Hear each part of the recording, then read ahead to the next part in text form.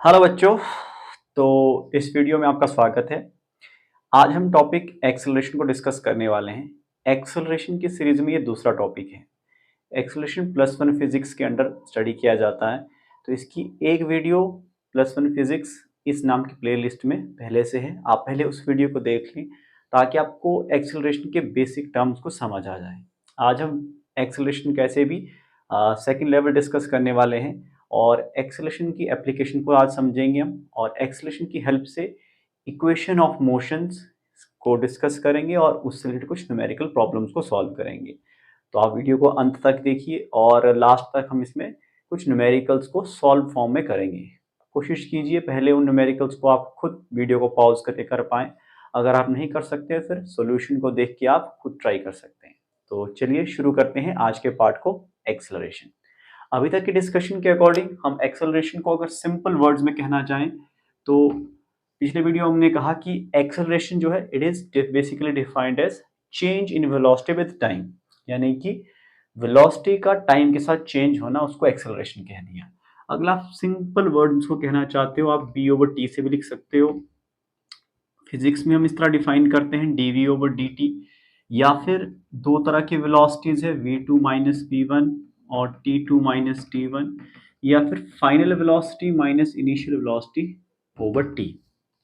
इस तरह के जितने भी एक्सप्रेशंस हैं ये सभी के सभी एक्सेलरेशन को रिप्रेजेंट करने के लिए यूज किए जाते हैं, क्योंकि सब में एक चीज कॉमन है कि न्यूमरेटर में आपके पास वेलोसिटी वाला कोई टर्म है और डिनोमिनेटर में आपके पास टाइम वाला टर्म है। तो ये बेसिक डेफिनेशन को डिफाइन करते हुए कि acceleration is change in velocity with time, या फिर वेलोसिटी और टाइम के रेशियो को हमने कहा था कि एक्सेलरेशन है। आज हम दो टाइप के एक्सेलरेशन को डिस्कस करते हुए अपने वीडियो को स्टार्ट करते हैं और उससे कुछ न्यूमेरिकल हेल्प से समझेंगे। फिर हम इक्वेशन ऑफ मोशंस पे आते हैं। तो फर्स्ट जो मैं बात करूंगा आपसे वो है एवरेज एक्सेलरेशन, और दूसरा है इंस्टेंटेनियस एक्सेलरेशन। शॉर्ट में मैं इसको लिखता हूं INST, इंस्टेंटेनियस एक्सेलरेशन। इसको हम AI से लिख देते हैं और इसको हम A एवरेज से लिख देते हैं। देखिए एवरेज लेने की जरूरत हमें कहाँ पड़ती है? एवरेज की जरूरत हमें वहां पड़ती है जहां एक से ज्यादा वैल्यूज हो, और एक से ज्यादा वैल्यूज ऐसी हो कि वो वेरी कर रही हो, अलग अलग फॉर्म की वैल्यू हो, मतलब एक तरह की सेम वैल्यू रिपीट ना हो रही हो। तो हम एक जनरल बिहेवियर देखना चाहते हैं सिस्टम का, तो हम उसके लिए एवरेज या मीन वैल्यू निकालते हैं। वैसे ही अगर आपको दो से ज्यादा वेलोसिटीज दी हुई है, दो वेलोसिटीज दी हुई है, उसमें एवरेज एक्सेलरेशन कैसे निकाला जाएगा उसको हम समझेंगे। जैसे कि इसका बेसिक डेफिनेशन रहता है कि टोटल चेंज कितना आएगा वेलोसिटी में। एवरेज एक्सेलरेशन को डिफाइन करते हैं हम टोटल चेंज इन वेलोसिटी, और उस वेलोसिटी को चेंज होने में टोटल टाइम कितना लगा है, टोटल टाइम। अब इसको समझेंगे हम। बेसिकली यहाँ जो टाइम होता है ये टाइम इंटरवल की फॉर्म में दिया होता है। जब हम एवरेज की बात करते हैं तो एक स्पेसिफिक टाइम नहीं होगा, एक टाइम इंटरवल की बात करेंगे हम जब भी एवरेज एक्सेलरेशन की बात करते हैं, क्योंकि एवरेज के लिए आपको एक से ज्यादा वैल्यूज चाहिए होती हैं। और इंस्टेंटेनियस का डायरेक्ट सा मीनिंग होता है कि एक पर्टिकुलर इंस्टेंट पे उसका क्या वैल्यू है। तो इसको हम डेरिवेटिव की हेल्प से निकालेंगे कि इंस्टेंटेनियस एक्सेलरेशन को डेरिवेटिव की हेल्प से कैसा निकाला जाए। एग्जाम्पल की हेल्प से दोनों केसेस को एक साथ डिस्कस करते हैं। फॉर एग्जाम्पल हम इंस्टेंटेनियस एक्सेलरेशन से स्टार्ट करेंगे और एवरेज एक्सेलरेशन तक पहुंचेंगे। देखिए जब भी इंस्टेंटेनियस एक्सेलरेशन या इंस्टेंटेनियस वेलोसिटी किसी भी तरह का क्वेश्चन आ रहा है तो जो आपका क्वेश्चन है वो इक्वेशन की फॉर्म में दिया होगा। जैसे कि एग्जांपल है, आपको वेलोसिटी की इक्वेशन दी है कुछ ऐसी 3t² plus 2t plus 1 metre पर सेकेंड। आपसे दो क्वेश्चन पूछे जा रहे हैं। फर्स्ट क्वेश्चन आपसे माना जाता है find A instantaneous at t is equal to 2 seconds, और दूसरा आपसे क्वेश्चन पूछा रहा है कि आपको एवरेज एक्सेलरेशन निकालना है t1 is equal to 2 second to t2 is equal to 4 second के इंटरवल के लिए। क्वेश्चंस के नेचर को समझना है आपने। जब एवरेज एक्सेलरेशन पूछ रहा है तो टाइम इंटरवल के लिए पूछ रहा है वो, और जब इंस्टेंटेनियस एक्सेलरेशन के लिए पूछ रहा हो तो एक पर्टिकुलर टाइम पे पूछ रहा है। तो पहले तो हम वेलोसिटी से एक्सेलरेशन निकालना सीखते हैं। देखो इसी फॉर्मूला को अप्लाई करना सीखेंगे यहाँ पे। तो एक्सेलरेशन क्या कहता है कि आपको डेरिवेटिव लेना है वेलोसिटी का। डी ऑपरेटर है और ये आपकी वैल्यू वेलोसिटी की है 3t² प्लस 2t प्लस 1। अगर आपको डिफरेंशिएशन से रिलेटेड कोई दिक्कत है तो इस चैनल की एक प्लेलिस्ट है डेरिवेटिव्स, उसमें मैंने कुछ बेसिक रूल्स एक्सप्लेन की हैं कैसे आपको सिंपल से डिफरेंशिएशन करनी है। उन रूल्स को आप वहां से देख के एक बार यहाँ पे वापस आ सकते हो बाद में। तो यहाँ पे हम डेरिवेटिव ले रहे हैं डायरेक्ट, देखो dt ऑफ 3t², 3 आपका कांस्टेंट होता है, 2 पावर आगे आएगी, t वैसे का वैसा, 2t का डिफरेंशिएशन 2 और 1 का डिफरेंशिएशन 0। तो इसको अभी इरेज कर देते हैं। तो 3 2 जार 6t प्लस 2 ये आपका डिफरेंशिएशन बन रहा है और ये क्या है, अभी एक्सेलरेशन की इक्वेशन आ रही है। बट आपसे पर्टिकुलर पूछ रहा है वो कि आपको 2 सेकंड पे एक्सेलरेशन निकालना। तो 2 सेकंड का क्या मतलब होगा, a instantaneous at t is equal to 2। तो जहां पे आपको एक्सेलरेशन के एक्सप्रेशन में t दिख रहा है वहां 2 सब्स्टिट्यूट करोगे और उसमें +2। तो 6 इंटू 2 12 प्लस 2 14 यूनिट के साथ मीटर पर सेकंड स्क्वायर। तो ये इंस्टेंटेनियस एक्सेलरेशन निकालने का सबसे सिंपलेस्ट मेथड है और यही आपको मेथड आता है हमेशा इंस्टेंटेनियस एक्सेलरेशन के लिए, क्योंकि यहाँ पे इक्वेशन की फॉर्म में दी होगी और इसको डिफरेंशिएशन करना होगा और जिस पर्टिकुलर टाइम के लिए पूछा गया हो सिंपली उस टाइम को वहां सब्स्टिट्यूट कर देंगे और आपको एक एग्जैक्ट वैल्यू मिलेगी। सजेस्ट की जाती है कि अगर आपके पास एक्सेलरेशंस की अलग अलग वैल्यूज दी है अलग अलग टाइम पे, तो एवरेज एक्सेलरेशन के लिए एक और फॉर्मूला आप नोट कर सकते हो, a1 t1 plus a2 t2 and so on, जितने भी आपके पास एक्सेलरेशन दी हो divided by total time taken t1 plus t2 plus so on tn। तो इस पे वो है कि अगर अलग अलग टाइम पे आपके पास एक्सेलरेशन की वैल्यूज दी हो। सपोज करते हैं क्वेश्चन कहता है आपको a body is moving with a constant acceleration of 2 metre per second square for t1 is equal to 2 seconds and then it is moving with 3 meter per second square for t is equal to 4 second।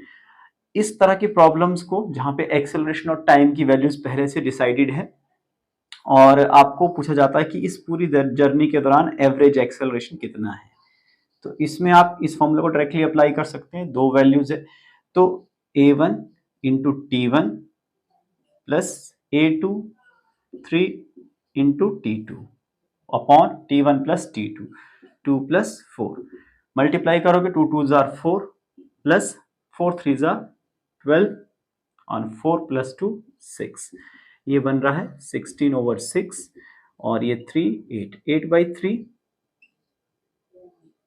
Metre per second square. तो average acceleration निकालने का एक और formula है जहां इसको apply करना है कि जहां एक्सेलरेशन अलग से दी हो। तो ये दो टाइप के एक्सेलरेशन थे जो हमने पिछली स्टडी में ऐड करने हैं। अब हम बात करेंगे यूनिफॉर्म एक्सेलरेशन की, इसको आप नोट कर लीजिए।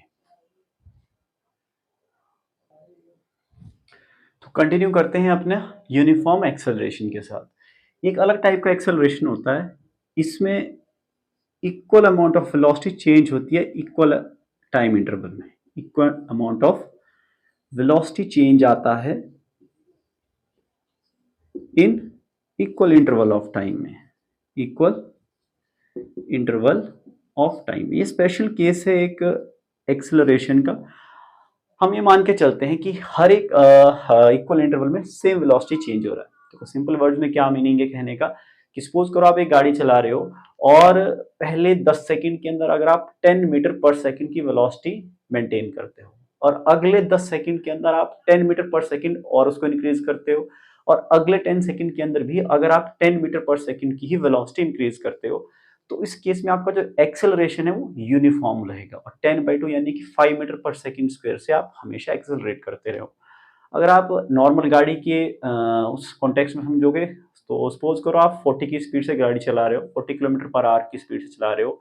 अगर आप अगले 1 घंटे में 10 किलोमीटर पर आवर यानी कि 50 किलोमीटर पर आवर से उसको पहुंचा देते हो और अगले ठीक 1 घंटे बाद आप उसको 60 किलोमीटर पर आवर की वेलोसिटी पे लेके आते हो, तो आप पर 1 आवर में 10 किलोमीटर पर आवर की वेलोसिटी इंक्रीज कर रहे हो और इससे समझ आता है कि जो आपका एक्सेलरेशन है वो कांस्टेंट है। लगातार दोनों आवर में आप 10 किलोमीटर पर आवर की वेलोसिटी पर आवर के हिसाब से इंक्रीज कर रहे हो। तो इस तरह के एक्सेलरेशन को यूनिफॉर्म एक्सेलरेशन कहा जाता है। इसमें जो मेन मैथमेटिकली बेनिफिट हो जाता है कि हमारा ए एक तरह से कांस्टेंट बन जाता है, फिक्स हो जाता है कि हम ए को वेरिएबल नहीं लेते, उसको एज ए कांस्टेंट लेते हैं कि उसकी एक फिक्स्ड वैल्यू रहेगी। कांस्टेंट का मतलब उसकी वैल्यू फिक्स्ड रहेगी, जो इनिशियल एक बार वैल्यू क्वेश्चन में दी गई है वही वैल्यू वो लगातार मेंटेन करेगा। इसी कॉन्सेप्ट के बेस पे हम कुछ इक्वेशन ऑफ मोशंस बनाते हैं जो हमें अलग अलग काइनेमेटिक्स से रिलेटेड प्रॉब्लम्स को सॉल्व करने में हेल्प करते हैं। तो इक्वेशन ऑफ मोशन तीन तरह के मेजर इक्वेशन ऑफ मोशन है। एक है v is equal to u plus a t, जिसको वेलोसिटी टाइम रिलेशनशिप कहते हैं। दूसरा है आपका s is equal to u t plus half a t square, इसको डिस्टेंस टाइम रिलेशनशिप या डिस्प्लेसमेंट टाइम रिलेशनशिप कह सकते हो आप। थर्ड है आपके पास v square minus u square is equal to 2as, इसमें क्या आएगा पोजीशन वेलोसिटी रिलेशनशिप या वेलोसिटी पोजीशन रिलेशनशिप। इसमें एक बात हमेशा आप ध्यान रखोगे जी, हाँ ए है ये कैसा है, यूनिफॉर्म है, ये क्या रहेगा यहाँ पे यूनिफॉर्म या कांस्टेंट, इसकी वैल्यू हमेशा फिक्स रखी होगी। इनके एप्लीकेशंस आपको बड़े समझदारी से करने होते हैं। जब न्यूमेरिकल दिया होता है, जो आपके इनपुट्स है उसके बेसिस पे आपकी एप्लीकेशन का फॉर्मूला डिसाइड होता है कि आप कौन सा फॉर्मूला किस क्वेश्चन में अप्लाई करते हो। इसके साथ एक और फॉर्मूला करवाया जाता है कि एस nth, कि किसी nth सेकंड में ऑब्जेक्ट ने कितना डिस्टेंस ट्रेवल किया। तो उसको भी एक बार आप नोट कर लो, वो है u plus A by two n minus one, nth second में किसी ऑब्जेक्ट ने कितना डिस्टेंस ट्रेवल किया। तो सिंप्लिसिटी के लिए सबसे कॉम्प्लिकेटेड फॉर्मूला से ही हम स्टार्ट करते हैं कुछ क्वेश्चंस को, ताकि रिलेट कर पाए, फिर हमारे इक्वेशन ऑफ मोशन से रिलेटेड कुछ और प्रॉब्लम्स को डिस्कस करते हैं। जैसे कि इस फॉर्मूले का क्या मतलब है कि nth सेकंड में, तो सपोज करते हैं क्वेश्चन कि आपको क्वेश्चन आता है body is moving with initial velocity of 20 metre per second and it is moving with a uniform acceleration of 5 metre per second square, 5 metre per second square for t is equal to 10 seconds. अपना question समझना है ध्यान से। Find क्या निकालना है, दो चीजें आपसे कही गई है। Find the displacement in last 1 second, last second, and the total displacement during the journey. एक टोटल डिस्प्लेसमेंट निकालनी है, एक डिस्प्लेसमेंट निकालनी है कि लास्ट सेकंड में कितनी डिस्प्लेसमेंट हुई है। यहां से आपको एप्लीकेशन समझ आ रही है। क्वेश्चन को जब ध्यान से, एक गाड़ी जब 20 मीटर पर सेकंड से चलती है, अगर वो एक्सेलरेट कर रही है, हर एक सेकंड एक्सेलरेट कर रही है, इसका मतलब क्या है कि उसकी जो वेलोसिटी है वो लगातार बढ़ रही है। अगर वो बढ़ रही है तो उसका हर एक सेकंड उसका डिस्टेंस भी बढ़ता जाएगा। तो जो जितना पहले वाले सेकंड में ट्रेवल करेगी, अगले वाले सेकंड में डेफिनेट बात है उससे ज्यादा ट्रेवल करेगी। अब क्वेश्चन को ध्यान से समझना, जब भी क्वेश्चन कहा, अगर स्पेसिफिक कर दिया है कि find out the displacement in last second, in last second का मतलब क्या है कि आपको 10th सेकंड में देखना उसने कितना डिस्टेंस ट्रेवल किया। तब हम ये वाला फॉर्मूला यूज करेंगे S10। तो u आपके पास 20 दिया हुआ है, एक्सेलरेशन आपके पास 5 का दिया हुआ है, 5/2, और 10th की बात कर रहे हैं हम, तो n आपके पास 10 हो जाता है -1। तो ये आराम से सॉल्व हो जाएगा। देखो यहाँ आपके पास 20 आता है, 5/2 आपस में कैंसिल आउट होते नहीं है, प्लस सॉरी मल्टीप्लाई 10 2 जार 20 और 20 2 जार 20 -1 19। तो ये कुछ ऐसा, इसको आप न्यूमेरिकली आराम से सॉल्व कर सकते हो बाद में कि ये कितना आएगा, मीटर्स में आएगा। दूसरा है कि आपको टोटल डिस्प्लेसमेंट निकालना है। तो इसके लिए हमारे पास ये वाला फॉर्मूला है टोटल डिस्प्लेसमेंट के लिए। This is used to find the total displacement, की इतने टाइम में उसने टोटल कितना डिस्टेंस ट्रेवल किया। तो यहाँ पे आप s is equal to u t plus half a t square वाला यूज करोगे, तो ये आएगा 20 इंटू टी आपके पास 10 प्लस हाफ ए आपके पास 5 इंटू टी का स्क्वायर आपके पास 10 का स्क्वायर। तो इसको भी आप अपने नोटबुक पे आराम से कैलकुलेट कर सकते हो। जैसे 20 10 जार 200 बनता जाएगा, और यहाँ से आप 1/2 5 इंटू 10 कर सकते हो 5, और आपको देखना यहाँ पे आपका आंसर कितना आ रहा है मीटर्स में। इसको आप सॉल्व करोगे और देखोगे कि दोनों में क्या डिफरेंस है। S10 बहुत कम आता है। यहाँ से अगर आप हल्का सा जजमेंट लेके चलूँ मैं, तो ये आपके पास 9.5 9 5 जार, ये कुछ ऐसा बनेगा। देखो 5 5 जार 25 9 5 जार, ये कुछ 47.25, और इसको सॉल्व करने से आपको मिल रहा है 67 मीटर, जबकि यहाँ बहुत ज्यादा आ रहा है, 200 प्लस में जा रहा है, 200 प्लस 5 5 जार 25 इंटू 10 250, तो यहाँ 450 मीटर का। तो आप देख सकते हो टोटल डिस्टेंस जो है वो 450 मीटर आ रहा है, जबकि ये जो 67.5 है लास्ट सेकंड में ट्रेवल किया गया डिस्टेंस है। टोटल 10 सेकंड में उसका जो पर सेकंड है वो डिस्टेंस बराबर नहीं होगा, क्योंकि ऑब्जेक्ट एक्सेलरेट कर रही है। आई होप आपको ये क्वेश्चन समझ आया हो, इसको आप नोट कर लीजिए, फिर हम और क्वेश्चन डिस्कस करते हैं। तो कुछ और क्वेश्चन को डिस्कस करते हैं। क्वेश्चन है आपका इस तरह से, एक ऑब्जेक्ट है वो 72 किलोमीटर पर आवर की वेलोसिटी से मूव कर रहा है, क्वेश्चन ये बताता है, and it is coming at rest at a distance of 100 metre. ये 100 मीटर के डिस्टेंस चलने के बाद रेस्ट पे आ जाती है, क्या आ जाती है, रुक जाती है, ऑब्जेक्ट रुक जाता है। आपको ये बताया गया है कि you have to find out the retardation, क्योंकि रुकने के लिए रिटार्डेशन ही पॉसिबल है, कि मतलब रिटार्ड की उसकी वेलोसिटी रोकी गई होगी तभी ये रुकी है, और इतना सब होने में उसको कितना टाइम लगेगा, मतलब ऑब्जेक्ट कितने के टाइम के बाद स्टॉप हो जाएगी।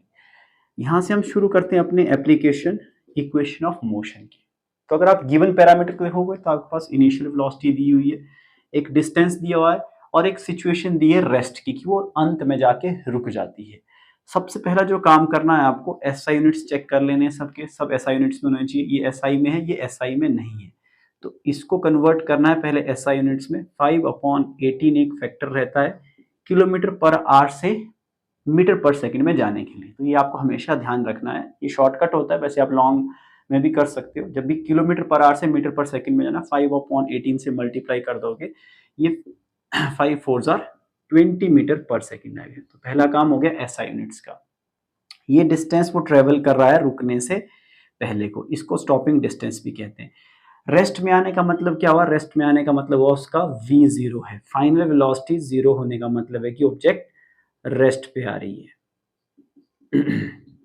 वेलोसिटी पे रेस्ट पे आ रही है। अब आपको इतने पैरामीटर के बेस पे डिसाइड करना है कौन सा फॉर्मूला आपको एक्सेलरेशन देगा, कौन सा फॉर्मूला टी देगा। देखो टी डिपेंडेंट फॉर्मूला ये है इसमें, बट एक्सेलरेशन और टाइम दोनों है फाइंड आउट करने के लिए। बट ये थर्ड फॉर्मूला एक ऐसा है जिसमें टी नहीं है। v हमें पता है, u हमें पता है, a हम फाइंड आउट कर लेंगे, s भी हमें पता है। तो हम कौन सा इक्वेशन यूज करेंगे, लास्ट वाला equation, v square minus u square is equal to 2as। यहाँ पे अपना चॉइस आपको लेना पड़ेगा गिवन पैरामीटर्स के बेसिस पे। अब v आपके पास 0 है, u आपके पास 20 है, 20 का स्क्वायर, 2a हमें फाइंड आउट करना है, और s आपके पास 100 का दिया हुआ है। यहाँ पे ध्यान रखना है माइनस साइन को कैरी करना है साथ में, -20 इंटू 20, और ये जो क्रॉस मल्टीप्लाई है 2 इंटू 100, ये क्रॉस में चले जाएंगे, 0 से 0, 0 से 0 कैंसिल आउट हो रहा है आपका 2as। s आपके पास 100 मीटर का था, 2 एज इट इज है, a वैसा ही, ये 2 और 100 ये इसके क्रॉस में नीचे आ गए हैं, एक 2 से एक 2 कैंसिल आउट हो रहा है, और आपका जो a है वो -2 मीटर पर सेकंड स्क्वायर निकल के आ रहा है।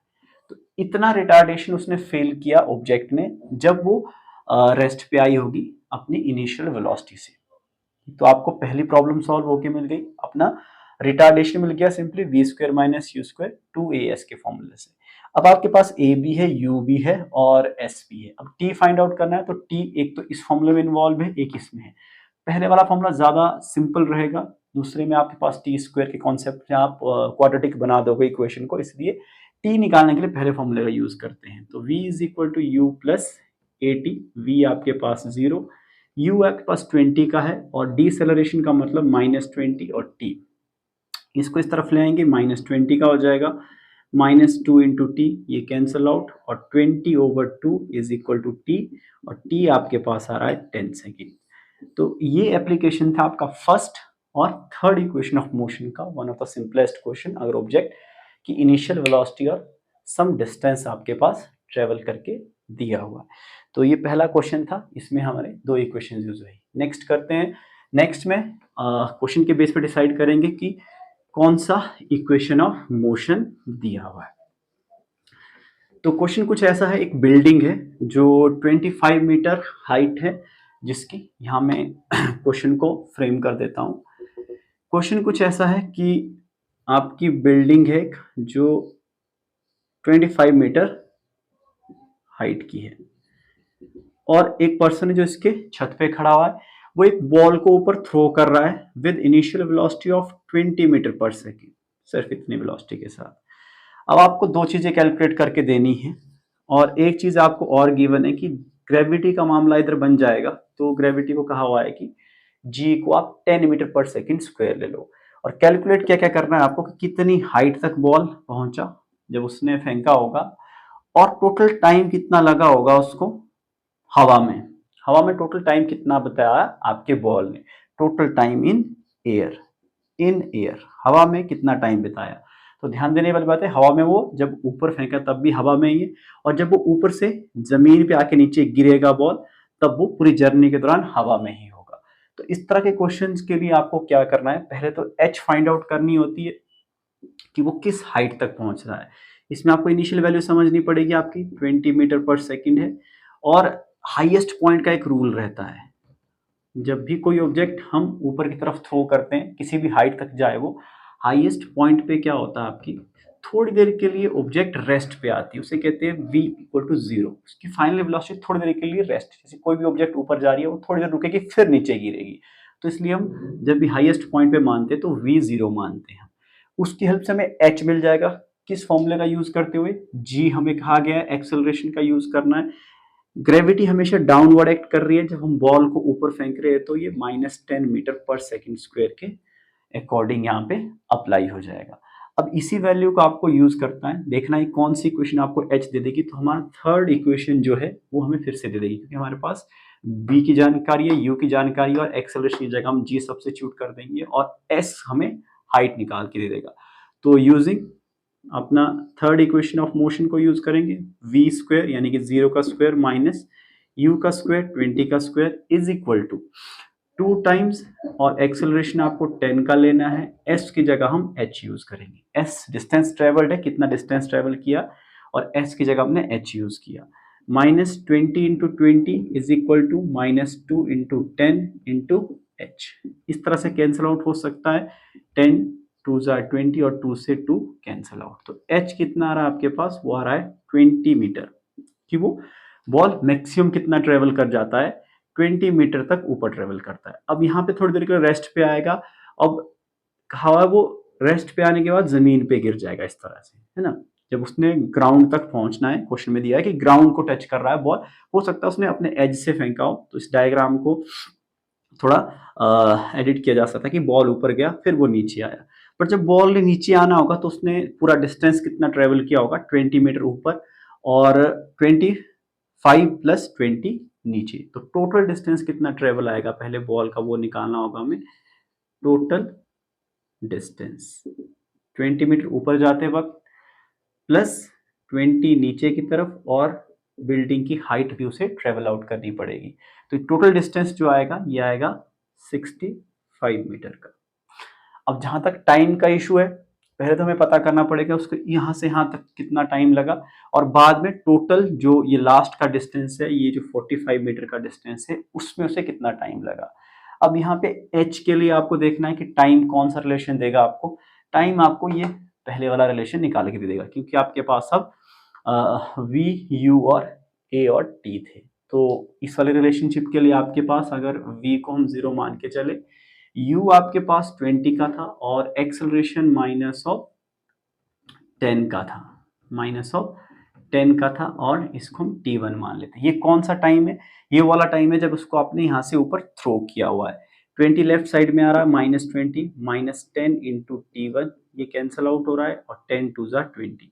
तो जब वो ऊपर जा रहा है तो उसे सिर्फ 2 सेकेंड्स लग रहे हैं, सिर्फ और सिर्फ 2 सेकेंड लग रहे हैं। ध्यान रखना मैं निकालना क्या, एक तो एयर में ये 2 सेकेंड लग रहा है एक। अब देखना है कि इस बाकी डिस्टेंस को ट्रेवल करने में उसे कितना टाइम लग रहा है जब वो ऊपर से नीचे गिर रहा है। तो ऊपर से नीचे गिरने में उसको ट्रेवल करना पड़ रहा है 20 प्लस 25 डिस्टेंस। तो उसमें अगर आप देखोगे तो उसकी इनिशियल वेलोसिटी इधर क्या आएगी, जब ऊपर से वो गिर रहा था तो ये आपके पास टोटल टाइम, हम यहाँ पे t2 निकालेंगे। अब हमें पता है कि डिस्टेंस उसने कितना ट्रेवल किया हुआ है, डिस्टेंस। अब जब वो ऊपर से नीचे गिर रहा था, मैंने कहा था हाईएस्ट पॉइंट पे रेस्ट है। T2 के केस में उसकी U0 हो जाएगी, U0 हो जाएगी दूसरे केस के लिए फॉर T2 के लिए। दूसरा टाइम कौन सा है, इस हाइट से ग्राउंड तक पहुंचने का टाइम है, U0 हो जाएगा और A इस बार पॉजिटिव आएगा 10 मीटर पर सेकंड स्क्वायर, क्योंकि यह बॉल नीचे की तरफ गिर रहा है। हमें निकालना क्या, हमें निकालना है T2, कितना होगा T2। तो अब इस केस में आपका जो फॉर्मूला यूज होगा वो होगा सेकंड वाला formula, S is equal to u t plus half a t square, क्योंकि अभी हमें S पूरा पता है कि उसको 45 का डिस्टेंस ट्रेवल करना है जब वो नीचे की तरफ आ रहा होगा, तो S उसके पास आएगा 45। तो इसको यूज करने के लिए हम करेंगे S is equal to u t plus half a t square, इस फॉर्मूले का यूज।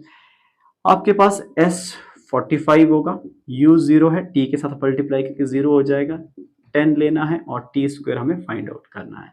ये 5 बन जाएगा, 45 इज इक्वल टू 5 इंटू टी का स्क्वायर, ये डिवाइड में आ जाएगा, 45 divided by 5 is equal to T का स्क्वायर, यहाँ 9 बन जाएगा। और इस तरह से आपके पास T square is equal to 9 और टी आपके पास स्क्वायर रूट लेने के बाद 3 बन जाएगा।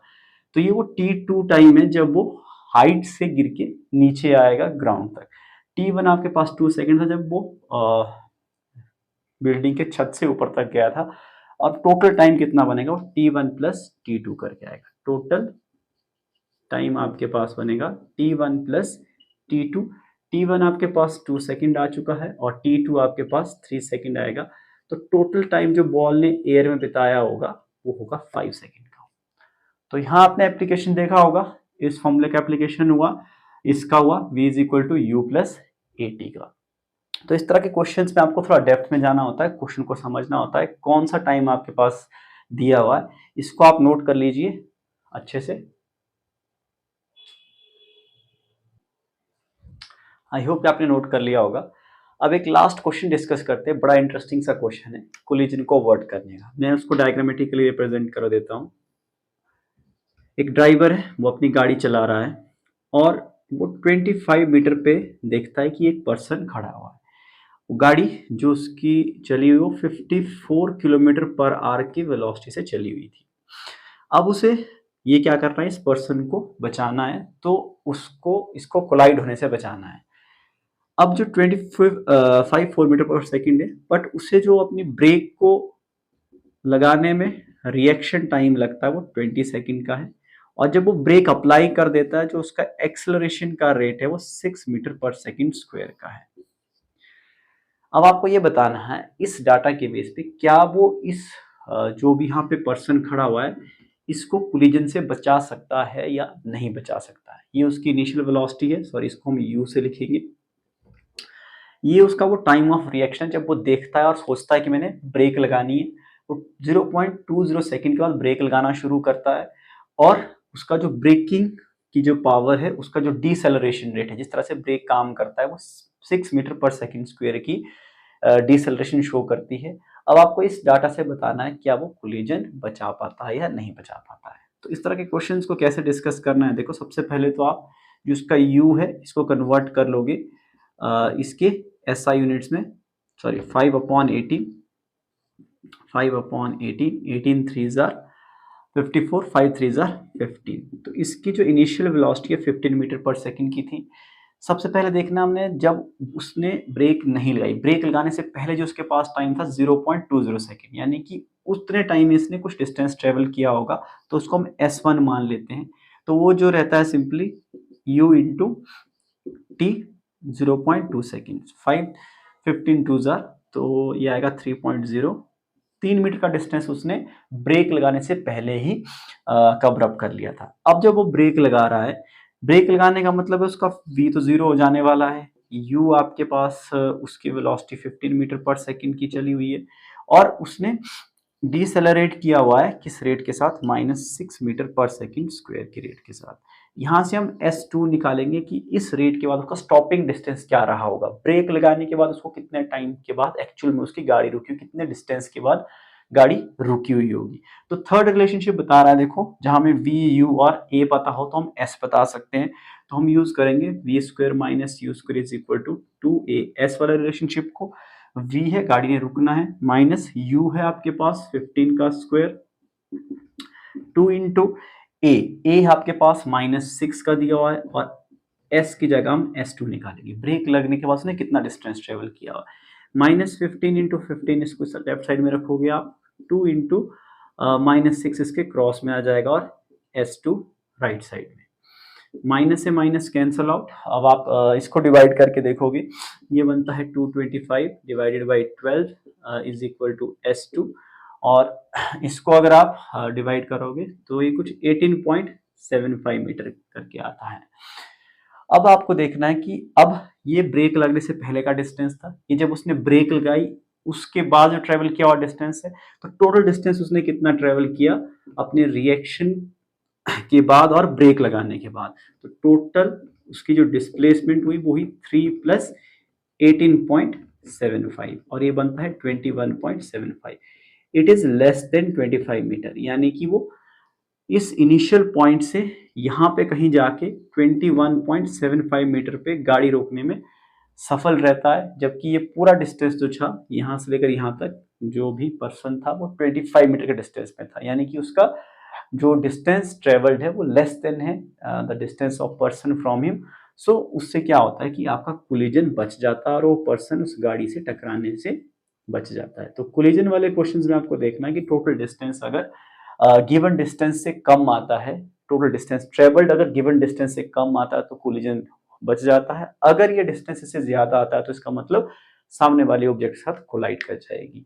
तो ये कुछ क्वेश्चंस थे, एग्जांपल्स थे इक्वेशन ऑफ मोशन के बेसिस पे। हमने थोड़ा एक्सेलरेशन को और डेप्थ में समझा। उम्मीद है कि आपको इसमें किए हुए क्वेश्चंस समझ आए होंगे। पहले पॉज करके आप इन क्वेश्चंस को सॉल्व कीजिए और आपने प्रॉपर नोट्स मेंटेन कीजिए।